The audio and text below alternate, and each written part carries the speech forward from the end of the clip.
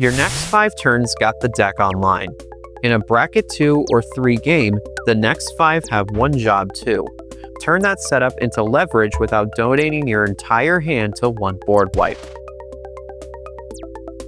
By turn 6, stop asking only, "What can I cast?" You probably have options. That is exactly how people tap out.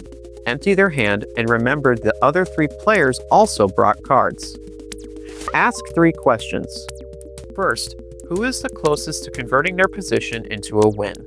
Not automatically highest life, not automatically biggest creature. Look for the player with mana, cards, and an engine that keeps making more of both. Second, what is the smallest play that meaningfully advances your plan? Add one threat, one engine, or one piece of pressure.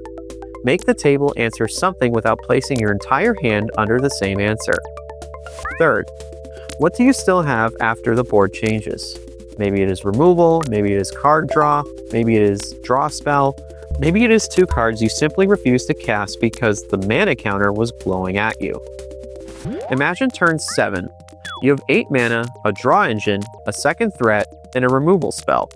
Casting both permanents spends everything. Casting one and keeping the answer may buy a full turn cycle. If nobody forces the answer, you still have it. Sequencing matters too. Lead with the play you can afford to lose. 1 mana does not prove an opponent has interaction. But your most important spell does not need to volunteer as the test. This does not mean holding up mana forever. Sometimes the correct pressure play is to tap out. The question is what happens if the table answers it. If your next turn still works, commit.